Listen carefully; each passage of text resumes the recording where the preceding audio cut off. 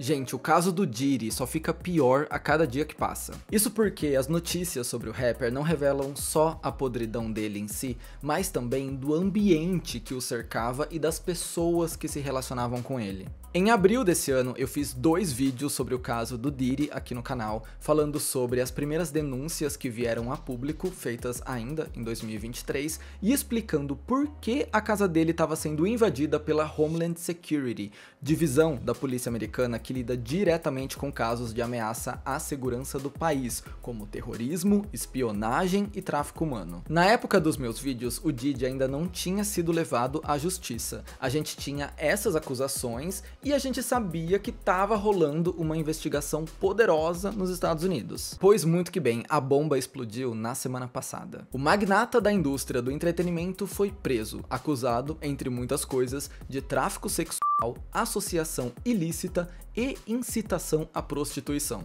Eu vou contar tudo que a gente sabe sobre essa prisão e o que ela pode representar para as pessoas próximas ao Diddy. Gente, o Diddy inventa um monte de nome para ele. É Diddy, é P. Diddy, Puff Daddy, Sean Combs. Eu vou chamar só ele de Diddy, tá bom? Ele não merece o meu respeito de validar todos os nomes que ele escolheu ao longo da vida. É o Diddy. Quer entender o que é que tá acontecendo no caso do Diddy? Vem comigo que eu vou te explicar tudo, mas gente, antes, pelo amor de Deus, deixa um like nesse vídeo. Foi muito difícil produzir ele, eu tô há 3 dias lendo sobre isso e não é uma pauta legal, ok? Não é interessante ficar vendo vídeos e lendo histórias sobre gente que foi abusada, sobre criminosos, então a minha energia tá na vala, tá bom? Estou desgastado depois desse vídeo, mas se você deixar o seu like eu já vou me sentir renovado. Se inscreve também se você for novo aqui no Fefoverso, tem muito conteúdo de cultura pop, a gente fala sobre filme, série, fofoca, treta de Hollywood, tudo pra você ficar informado em cultura pop. E se você puder me seguir nas redes sociais, eu vou ficar muito feliz, tá bom?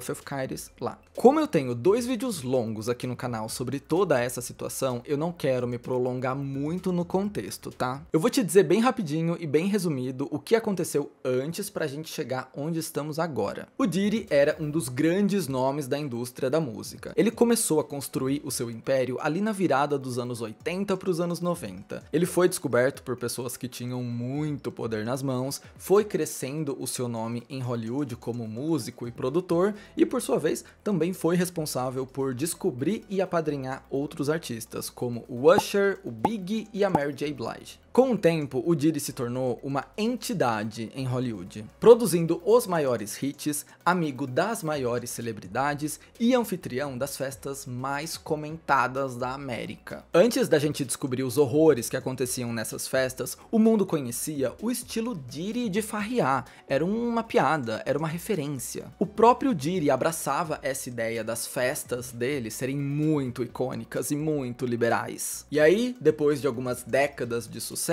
pulamos para 2023, ano passado, quando a sua ex-esposa, Cassie Ventura, abriu uma denúncia contra o rapper por agressão física, abuso sexual e tráfico humano. O processo foi arquivado porque a Cassie aceitou um acordo em dinheiro, provavelmente achando que essa ia ser a única justiça que ela ia conseguir em vida, e o que ela não esperava é que ela ia desencadear um efeito dominó, com outras vítimas surgindo para denunciar o produtor. Por mais que a gente não tivesse visto nenhum movimento da justiça, era óbvio que a casa dele ia cair. Eram muitas denúncias com histórias bem parecidas e envolvendo até nomes famosos. Um dos últimos processos a surgir foi feito pelo Lil Rod, famoso produtor que trabalhou com o Diddy no último álbum dele, lançado também em 2023, e que disse ter sido abusado e forçado a fazer sexo com garotos de programa pelo Diddy. E a história ganhou novos capítulos no primeiro semestre de 2024, quando a Homeland Security fez uma mega operação na mansão do Diddy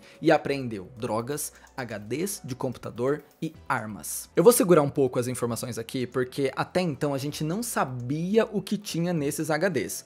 Agora a gente já sabe. Eu vou te contar quando a gente chegar na parte da prisão. Dá uma olhada aqui na minutagem. Outro capítulo dessa história veio algumas semanas depois, quando vazou um vídeo de uma câmera de segurança de um hotel, onde o Diddy aparecia perseguindo e espancando a sua então esposa, a Cassie Ventura. As imagens batiam 100% com um dos relatos daquele processo que ela arquivou, em que ela dizia ter sido levada para um hotel, obrigada a ter relações com garotos de programa enquanto o Diddy filmava e depois ter apanhado quando tentou escapar do quarto. E nessa semana, o caso ganhou um capítulo surpresa, que eu acho que ninguém estava esperando. Viralizou o depoimento de um criminoso que foi preso em 2018, depois de causar o terror num hotel lá dos Estados Unidos. O cara entrou no prédio, destruiu o patrimônio, trocou tiros com a polícia e foi preso. No depoimento, ele expôs tudo que ele sabia sobre o Diddy. Que? Fefo, qual que é a relação de uma coisa com a outra? Pois é, eu também não sei. E o policial que estava interrogando ele também não fazia ideia. Basicamente, ele diz no depoimento que fez o que fez no hotel porque ele queria chamar a atenção pro que ele tinha a falar. Sabe o Sean Combs, o Diddy? Eu tive relação com ele e com a esposa dele, a Cassie, muitas vezes. Eu era um escravo sexual, se você quiser usar esse termo. E aí o homem continua dizendo que tudo era filmado, tinha vídeo dessas relações, que o Diddy comandava o tráfico de drogas nos Estados Unidos. Na verdade, ele diz que a agenda do hip hop nos Estados Unidos é traficar droga. E que o Diddy tinha muita cocaína na casa dele, em pó e líquida, que eu nem sabia que existia, e que o esquema do Diddy era colocar essas drogas em avião e distribuir para o país. Na época, esse depoimento não foi para lugar nenhum. Gente, 2018, anos e anos atrás, bem antes da Cassie virar público e confirmar tudo isso no processo de 2023. E esse cara já tava ali, ó, premeditando a prisão do Diddy. E só agora a gente tá revisitando esse momento e dizendo, caramba, e não é que o cara tava certo? Bom, tudo isso culminou na prisão do Diddy, que aconteceu dia 16 de setembro em Nova York, sob as acusações de abuso verbal, físico e sexual, tráfico sexual, ameaça, coerção, associação criminosa para promover a prostituição, o trabalho forçado, o sequestro e a obstrução de justiça, entre outros crimes. Sim, eu citei tanto crime que você deve ter ficado perdido, e mesmo assim a justiça diz, entre outros crimes. De acordo com o órgão da justiça, o Diddy abusou, ameaçou e coagiu mulheres e outras pessoas ao seu redor para satisfazer os seus desejos sexuais, proteger a sua reputação e ocultar as suas ações, usando o império que ele construiu para atingir esses objetivos. O promotor Damian Williams revelou que o músico construiu um sistema baseado na violência, para obrigar essas mulheres a terem relações sexuais com garotos de programa sob efeitos de drogas e enquanto eram filmadas, e se ele não conseguia o que ele queria, ele basicamente partia para agressão. E aí ele conseguia de qualquer jeito. Sabe o que a Homeland Security encontrou na casa dele para sustentar todas essas acusações? Primeiro, muitos e muitos vídeos das freak offs, que é como ele chamava as festas dele, onde as mulheres apareciam sendo forçadas a usar drogas e a ter relações íntimas com profissionais. É dito no processo, inclusive, que o Diddy mantinha o silêncio dessas pessoas com dinheiro e com ameaças. Segunda coisa encontrada na casa do Diddy: armas e munição. Ah, eu esqueci de acender minha luz.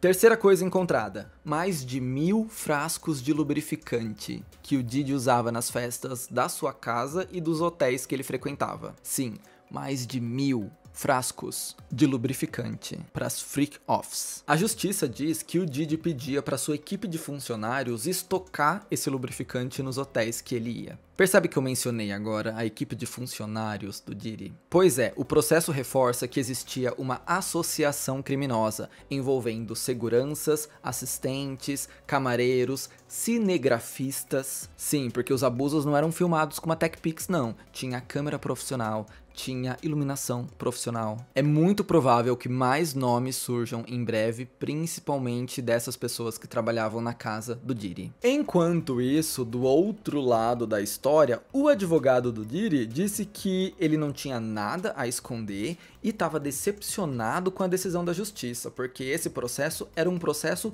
injusto, visto que o Diddy tinha colaborado com todas as investigações até aqui. Ele até se mudou para Nova York uma semana antes da prisão, para ficar mais perto ali e fazer a justiça acontecer. Que engraçado o Diddy dizer que estava colaborando com a justiça, sendo que nos últimos meses ele só negou todas as acusações e disse que as pessoas estão atrás do dinheiro dele. Tudo que estavam falando, todas as denúncias, era um esquema para tirar a fortuna dele. Mas agora ele tá se pintando como o bom moço. Só para você saber, a imprensa tá especulando que caso ele seja culpado dessas acusações, é bem provável que ele pegue uma pena perpétua. O TMZ informou que numa tentativa de ficar em liberdade até o seu julgamento, que não tem data para acontecer, ele teria oferecido 50 milhões de dólares. Mas o juiz negou esse pedido de fiança e disse que o medo não é nem o Diddy fugir do país, mas sim ele adulterar o depoimento das testemunhas, porque já chegou na justiça que antes de ser preso, o Diddy tentou contato com as testemunhas do caso. Ou seja, mais um tempinho livre, ele ia mexer os pauzinhos para conseguir se livrar, seja chantageando as testemunhas ou obstruindo a justiça, com os contatinhos que ele tinha lá na polícia.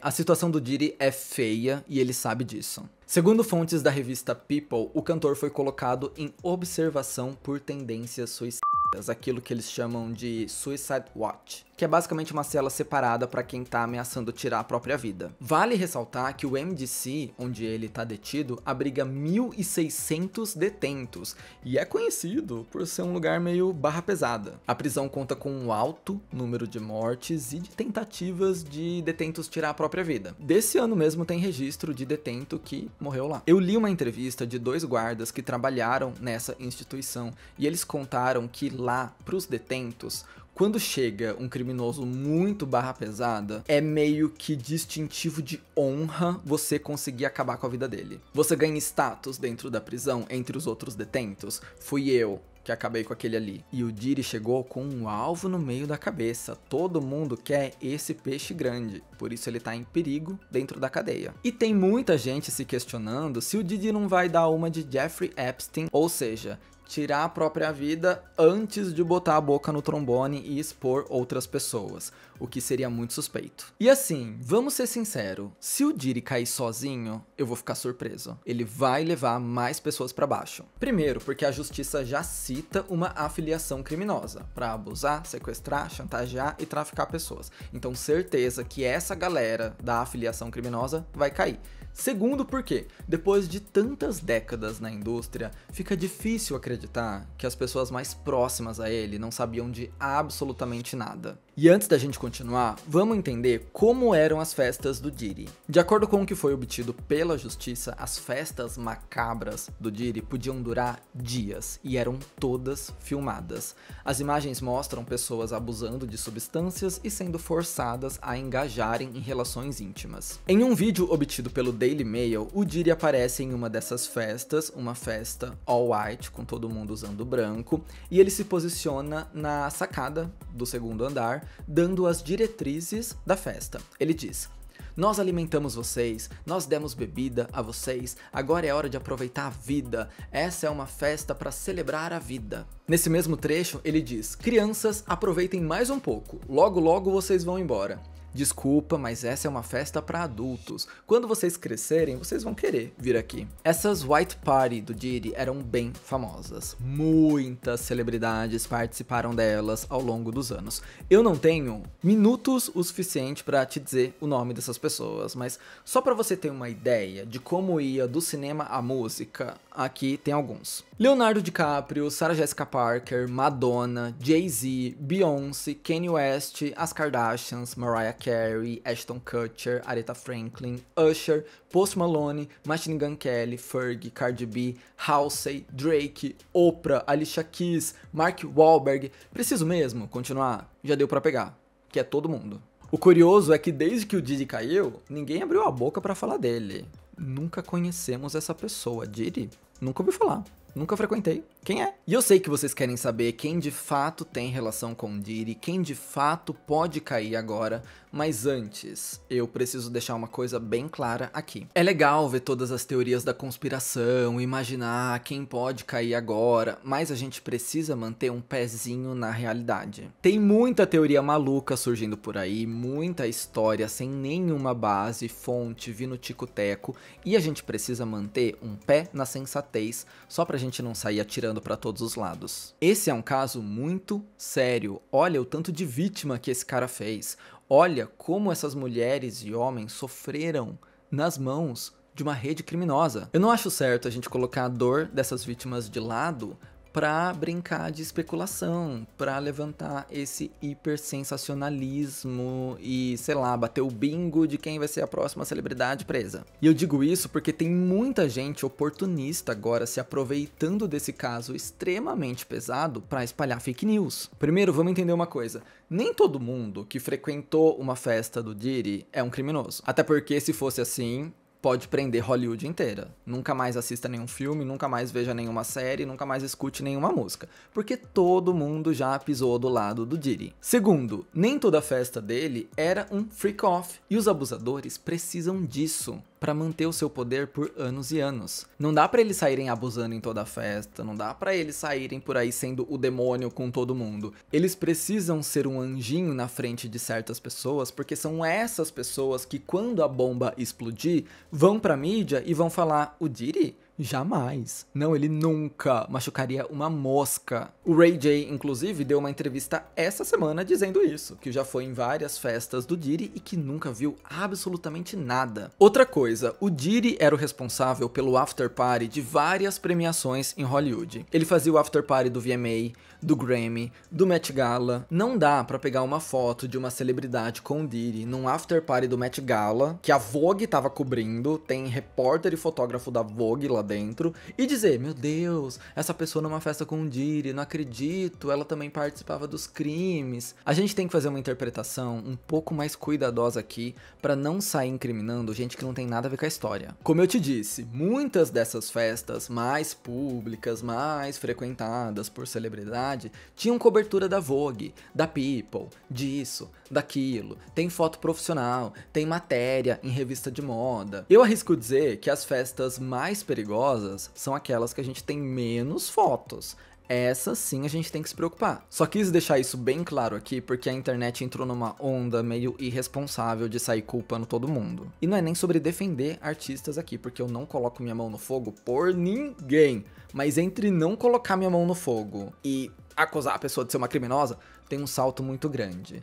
E assim, pela responsabilidade jornalística, a gente não pode fazer isso. Por isso, a conexão que a gente pode fazer para estabelecer uma relação entre essas pessoas e o Diddy é um pouco mais profunda. Qual era o papel dessa pessoa na vida do Diddy? E aí não tem como a gente não falar do Jay-Z. O marido da Beyoncé conhece o Diddy desde os anos 90 e eles são bem próximos. Então as pessoas começaram a ligar os pontos e discutir algumas teorias, principalmente aquelas que envolvem mortes suspeitas na indústria musical. Vamos fazer uma viagem no tempo para os anos 90. Quando o Jay-Z estava tentando entrar no mundo da música, ninguém deu muita bola. Nenhuma gravadora queria assinar ele, ninguém acreditava que ele tinha o talento ou o apelo visual para ir para frente. Na época, o seu então amigo Damon Dash ajudou ele a cofundar a gravadora Roc-A-Fella, para assim conseguir lançar e promover o seu próprio material. Nos anos seguintes, muita coisa ia mudar. De uma forma muito resumida aqui, o Damon e o Jay-Z despertaram um interesse mútuo pela cantora Aaliyah, que estava dominando os anos 90 e tinha acabado de sair de um relacionamento abusivo com o cantor R. Kelly. Sim,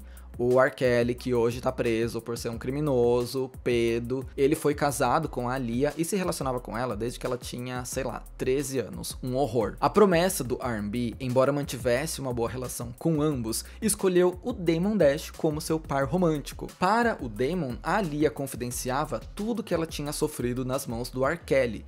Poucas pessoas sabiam disso, ela nunca tornou nada público, mas o Jay-Z, que fazia parte desse círculo íntimo, também sabia. Eis que, em um acidente muito suspeito, a Aaliyah morre numa queda de avião em 2001. Tudo em volta dessa morte é uma bagunça. A Aaliyah tinha gravado o clipe de Rock the Boat nos Estados Unidos, mas por algum motivo a produção não tinha achado bom o suficiente e pediu para que ela fosse para as Bahamas gravar mais cenas. Na volta, o Lenny Kravitz mandou um jato particular buscar a diva do R&B. E por algum motivo misterioso, apenas a equipe da produção voltou da viagem no jato. A Lia pegaria outro voo junto com o equipamento de filmagem que estava causando sobrepeso na aeronave e preocupando todos sobre a segurança dessa viagem. A cantora estava tão nervosa e insegura de entrar nesse avião com sobrepeso que ela precisou tomar um remédio da sua equipe para ficar mais calma. De acordo com um dos funcionários que estava carregando as malas até o avião,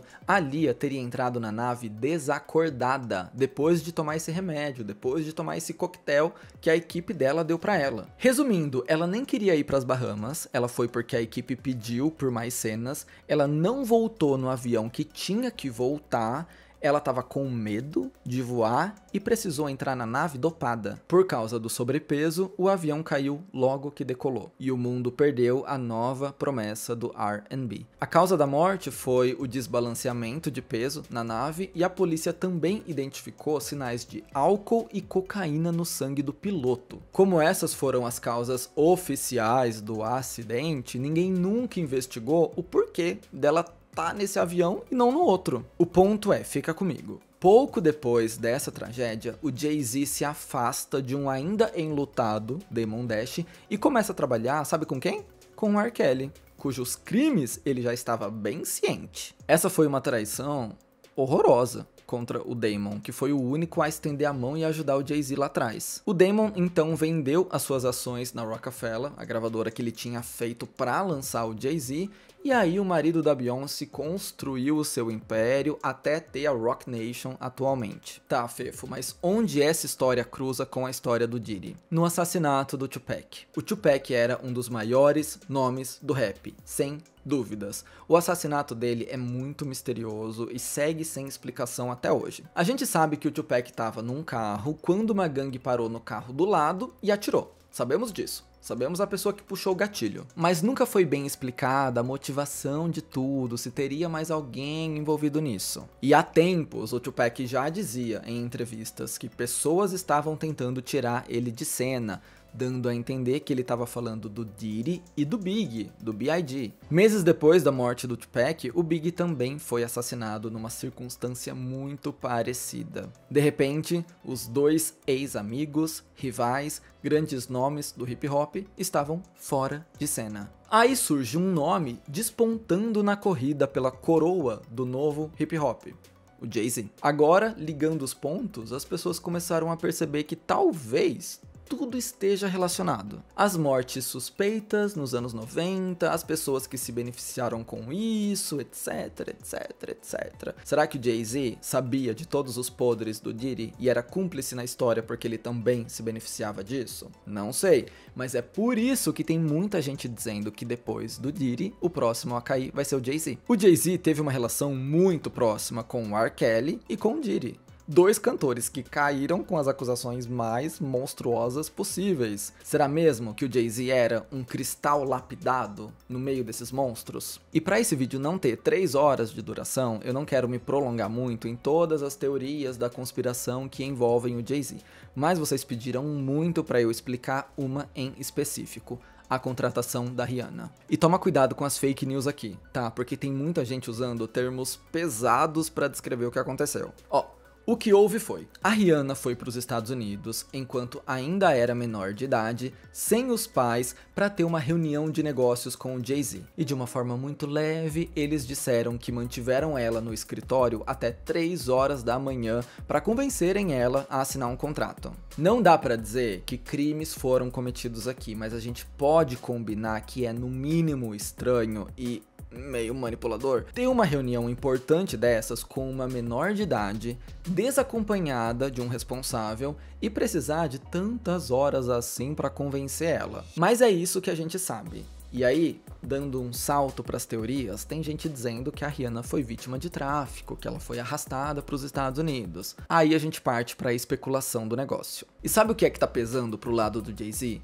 Muita gente que expôs o Diddy na internet também falou sobre o Jay-Z saber de tudo. E embora a gente esteja falando sobre teorias aqui, essa galera tá acertando muita coisa que tá caindo nas costas do Diddy. Então, talvez eles estejam acertando mais uma queda que vai rolar em breve. E as coisas não tão boas pro Jay-Z essa semana, tá? O cara deve estar uns meses sem dormir já. Nesses últimos dias, saiu um blind item de que ele teria se encontrado com um advogado criminal e um advogado de divórcio recentemente. Blind item, eu não sei a veracidade, muito provável que seja mentira, mas se for verdade, ele já tá se preparando pro pior, né? E como se não bastasse, ele ainda precisou escutar poucas e boas da Nicki Minaj no Twitter. A rapper fez um desabafo lá nas redes sociais depois que o seu nome foi citado pelo empresário Steve Stout, que alegou que ela não assinou um acordo depois da venda do Tidal, sei lá, em 2021.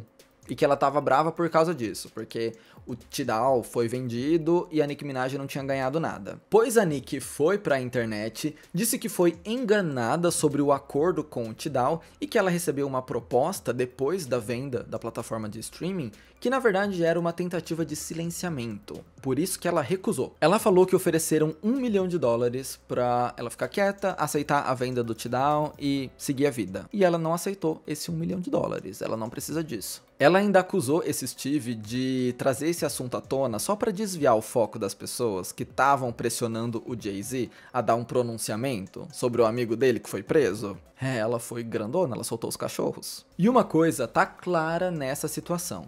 Tá todo mundo tentando fugir do Diddy. O Usher, que foi treinado pelo Diddy lá nos anos 90 e viu muita coisa que não era certa, apagou mais de 7.000 tweets essa semana. Depois ele veio à rede social dizer que sua conta foi hackeada e que as pessoas estavam emocionadas demais para tirar conclusões. Eu não sei que hacker invade sua conta e, em vez de tweetar coisas ou roubar os seus dados, apaga tweets. Um hacker que faz uma limpeza nas redes sociais. Ok. Mas é isso, agora que a casa caiu pro Diddy, a internet tá numa caça às bruxas contra todo mundo que já deu um bom dia pra esse homem. As celebridades estão com medo de que possa surgir alguma coisa contra elas. E mais uma vez fica aquele alerta para você fazer o discernimento do que é real e do que não é. Por exemplo, tem viralizado alguns artigos dizendo que a Pink também apagou seus tweets por estar com medo de ser vinculada ao caso do Diddy. Mas assim, a gente nem tem evidência dessa relação entre Pink e Diddy, e os fãs disseram que a Pink apaga os seus tweets há muito tempo, desde antes de toda essa história. Então talvez a internet esteja começando a caçar pelo em ovo. Outra coisa, a Megan Fox apagou tudo do seu Instagram recentemente, e aí tem post na internet dizendo: não me surpreende a Megan estar fugindo também, sempre achei ela muito estranha e agora ela está apagando suas evidências na internet, sendo que a Megan Fox apaga o Instagram dela todo mês e volta no mês seguinte, literalmente. Então eu acho que a gente precisa fazer algumas ressalvas na história. E é bom a gente tomar cuidado e maneirar nas teorias da conspiração, porque como eu te disse, tem gente oportunista nisso. Acredite se quiser, quem tá usando todo esse caso a seu favor é o Donald Trump.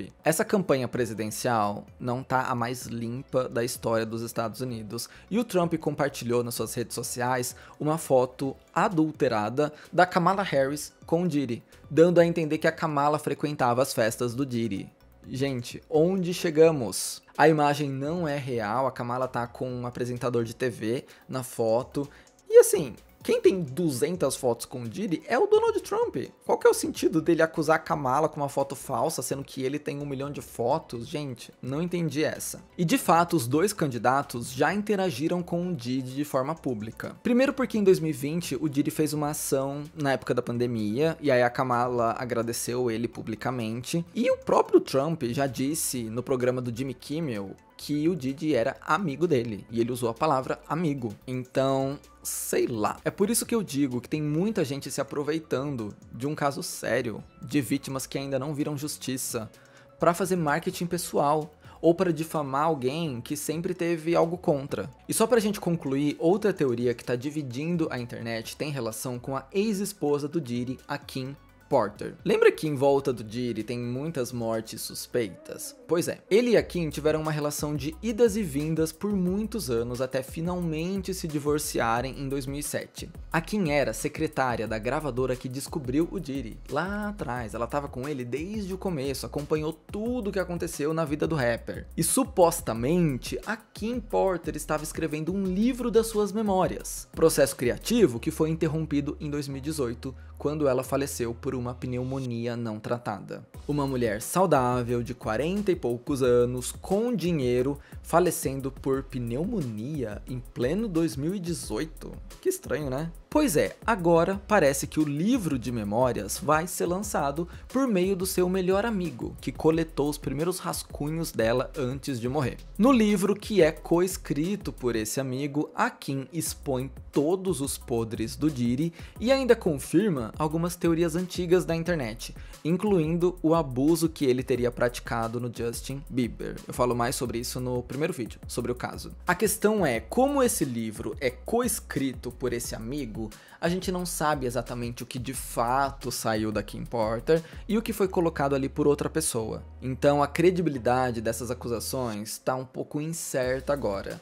Assim como a teoria de que a Kim Porter foi silenciada para não lançar esse livro. Esse é um anexo a toda essa treta, é uma coisa que está orbitando a polêmica, mas ainda não tomou forma, porque são muitas dúvidas. Mas de forma geral, é isso. Esse é um mega resumo de tudo que tá acontecendo com o Diddy, por que o nome do Jay-Z foi trazido à tona, por que tem gente falando que ele é o próximo a cair, e sei lá, é isso. Meu Deus, eu não aguento mais. Deixa eu só jogar esse vídeo pra vocês, porque já tô no meu limite. Mas é isso, a gente vai ter que esperar os novos desdobramentos, com certeza mais nomes vão surgir e vamos se preparar pro pior. Talvez a sua celebridade querida esteja envolvida no caso mais horroroso da história de Hollywood. É uma coisa que só o tempo vai dizer. A justiça deve estar correndo atrás disso. Demorou um bom tempo pra chegar no Diddy e, dependendo do poder da pessoa, pode demorar um pouco mais pra chegar nela, mas vai chegar. Vai chegar nessa galera e a gente vai estar aqui pra cobrir, pra falar tudo sobre. Eu espero que você tenha gostado desse resumo. Se você gostou, deixa um like nesse vídeo, se inscreve aqui no Fefoverso, me ajuda demais. Se puder me seguir nas redes sociais, vou ficar muito feliz e a gente se vê no meu próximo vídeo, tá bom? Tchau, tchau.